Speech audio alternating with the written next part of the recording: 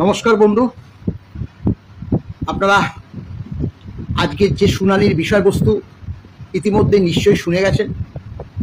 ঘটনাটি হচ্ছে যে গত সোমবার থেকে ম্যারাথন যে শুনানি পর্ব চলছে, আজকে প্রথমার্ধে এসে আপাতত শেষ হলো।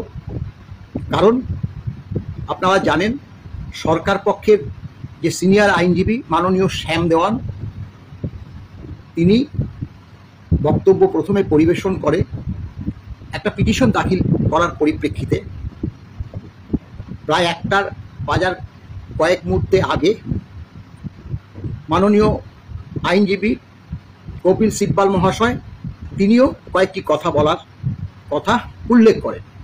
কিন্তু জাজদ্বয় স্বাভাবিকভাবে, যেহেতু একটা বেজে গেছে, তিনি বলল আপনি যদি বলতে হয় তাহলে আজকে তো আর হবে না, তাহলে মঙ্গলবার আপনি বলুন সেকেন্ড হাফে।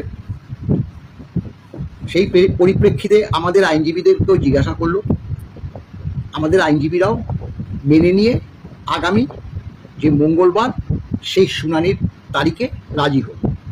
দেখুন, ঘটনাটা হচ্ছে, আমরা confederation of state government employees এই ডিএ মামলা যে প্রথম থেকে করে এসছি, আমাদের দায়িত্ব সর্বাধিক। আমরা তো আপনাদেরকে কথাই দিয়েছি যে এই ডিএ মামলার আমরা শেষ দেখে ছাড়ব। এখন ঘটনাটা হচ্ছে যে আমাদের পরিশ্রম, তো আপনারা যেটাই বলুন না কেন, সেই পরিশ্রম আমরা নিজেরা কষ্ট সাধ্য করেও সামলে নিতে পারছি। অর্থনৈতিক দিকটা আপনারা অনেকেই টাকা পাচ্ছেন, কিন্তু খরচাটা বহু হচ্ছে। আমরা তবুও সেটা আপনাদের কাছে ইতিমধ্যে বলেছি যে যদি পারেন দেবেন, না হলে আপাতত যদি আপনাদের অসুবিধা হয় পরবর্তীকালে দেবেন, তাতেও কোনো আমাদের অসুবিধা নয়। হলেও আমরা অন্য জায়গা থেকে ধার দেনা করে আপাতত সামাল দেব, এই কথাটা কিন্তু আপনাদেরকে বলে রাখছি। এখন সরকার পক্ষ স্বাভাবিক নিয়মে, আপনারা তো প্রতিটি বিষয়েই দেখেছেন, সুপ্রিম কোর্টে মামলা গেলে দীর্ঘ থেকে দীর্ঘতর করার একটা প্রচেষ্টা সরকার করে থাকে। এবং আইনজীবীগুলো কারা কারা দাঁড়িয়েছে ভাবলে তাদের অন্তত 30 লক্ষ টাকার কমে কারো রেমুনারেশন নয়। তারা যে ধরনের টাকা খরচ করছে, আমার আপনার টাকা, সেটা তো বলে, কারণ যাদের লজ্জা নেই তাদের কিছু বলে তো লজ্জা হয় না। তবে হ্যাঁ, আমি আবারও বলছি যে আমাদের দায়িত্ব সর্বাধিক।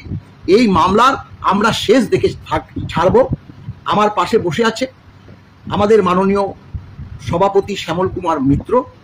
আজকে বিস্তারিত কিছু বলবে না, অল্প কয়েকটি কথা আপনাদের কাছে তুলে ধরবে। প্রিয় কর্মচারী বন্ধুরা, আমরা 2016 সালে যখন এই মামলার সাথে করি এবং মামলা শুরু হয় confederation of state government employees and others versus state of West Bengal and others, সেদিনই আমরা বলেছিলাম যে এই মামলার শেষ দেখে আমরা ছাড়ব, শেষ দিন পর্যন্ত আমরা মামলায় থাকব। আমরা 2022 সালের 28শে নভেম্বর থেকে যেটা আন্তরিকভাবে চেয়ে এসেছি যে মহামান্য সুপ্রিম কোর্ট এই মামলার একটা পূর্ণাঙ্গ শুনানি করে অন্তিম রায় দিন, যাতে আগামী দিনে ডিএর প্রশ্নে রাজ্য সরকার কর্মরত এবং অবসরপ্রাপ্ত রাজ্য কর্মীদের আর বঞ্চনা করতে না পারে। এবং দীর্ঘদিন মামলার শুনানি হয়নি, শুধু তারিখ পাচ্ছিলাম। কিন্তু জাস্টিস করলের বেঞ্চে আমরা একটা চূড়ান্ত তৎপরতা লক্ষ্য করেছি, যাতে মামলাটা একটা কমপ্লিট জাজমেন্ট দেওয়ার জন্য। এবং গত 14 এবং 16 মে মামলার শুনানি হয়েছে। 16 মে একটা অন্তর্বর্তীকালীন আদেশ হয়েছিল। তারপরে গত সোমবার থেকে ধারাবাহিকভাবে একেবারে ম্যারাথন শুনানি হচ্ছে সারা দিন ধরে। আজকে ফার্স্ট হাফে শুনানি হয়েছে। আমাদের সংগঠনের পক্ষ থেকে সিনিয়র অ্যাডভোকেট বিকাশ রঞ্জন ভট্টাচার্য গতকাল তার সাবমিশন রেখেছেন। আজকে আমাদের আর এক সিনিয়র অ্যাডভোকেট রইফ রোম তার সাবমিশন রেখেছেন। আমাদের আইনজীবী ফিরদৌস শামীম, ভূপা বিশ্বাস, শেখর কুমার, তারা এই মামলায় আমাদের সিনিয়র অ্যাডভোকেটদের সহযোগিতা করেছেন। এবং আজকে সরকার পক্ষ আরেকটি নতুন পিটিশন দিয়েছেন, যার ফলে আজকে এই মামলাটি শুনানি শেষ হয়ে যাওয়ার একটা আশা আমরা করেছিলাম। কিন্তু নতুন পিটিশন দাখিল হওয়ার পরে সেইটা নিয়ে বিস্তারিত আলোচনা হবে। কাজেই আজকে প্রথমার্ধে সরকার পক্ষের মাননীয় আইনজীবী শ্যাম দেওয়ান বলেছেন এবং আগামী মঙ্গলবার দ্বিতীয়ার্ধে শুনানির দিন ধার্য হয়েছে এবং সেদিন কপিল সিব্বাল এবং অন্যান্য যে সিনিয়র আইনজীবীরা রাজ্য সরকারের পক্ষে রয়েছেন তারা বলবেন। সরকার পক্ষ যে মামলাটাকে দীর্ঘায়িত করতে চাইবে এবং এতদিন চেয়ে এসেছে এটা আমরা জানি, কাজেই এতে আমরা অবাক হইনি। আমরা শুধু একটা কথা বলবো যে একটা কমপ্লিট জাজমেন্ট আমরা সুপ্রিম কোর্ট থেকে পেতে চলেছি এবং যে পিটিশন সরকার পক্ষ নতুন করে দাখিল করেছেন তাতে হয়তো সময়টা অনেকটা দীর্ঘায়িত হবে, আমরা আর্থিকভাবে এবং খুব বিপর্যস্ত অবস্থায় পড়ব, কিন্তু এর একটা ভালো দিক আছে যে এই পিটিশনটা আমরা এবং আমাদের আইনজীবীরা পুঙ্খানুপুঙ্খভাবে পড়েছি, তাতে আমাদের মনে হয়েছে যে এই পিটিশনটায় আমাদের পক্ষে যুক্তি সাজাতে অনেক সুবিধে হবে। তাই আপনাদের কাছে বলছি হতাশার কোনো জায়গা নেই এবং সুপ্রিম কোর্টে যেহেতু মামলা বিচারাধীন, মামলার কি রায় হবে এ সম্পর্কে আগাম অনুমান করা বা বলা সঠিক নয়, কিন্তু এটুকু আমরা বলবো যে গত সোমবার থেকে আজ পর্যন্ত যে শুনানি হয়েছে তাতে সরকার পক্ষের এবং আমাদের পক্ষের আইনজীবীদের যে সওয়াল জবাব এবং মাননীয় বিচারপতিদের যে পর্যবেক্ষণ, তাতে আমরা এই বিশ্বাস, এই আত্মবিশ্বাস চূড়ান্ত স্তরে আমাদের রয়েছে যে অন্তিম জয়টা কর্মী পক্ষেরই আসবে।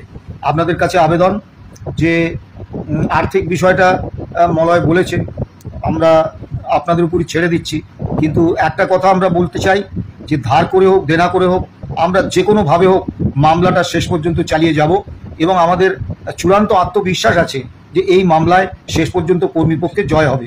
আপনাদের বলবো হতাশ হবেন না আর বিভ্রান্তিতে ভুগবেন না, সরকার পক্ষ যে চেষ্টাই করুক আমরা কর্মীপক্ষের কর্মরত এবং অবসরপ্রাপ্ত কর্মচারীদের এই বকেয়া মহার্ঘ ভাতা এবং ডিএর একটা স্থায়ী আদেশনামা উপহার দিতে বদ্ধপরিকর এবং আশা রাখছি আগামী দিন আমাদের এই কথার সত্যতা প্রমাণ হবে। ভালো থাকবেন, সুস্থ থাকবেন, নমস্কার।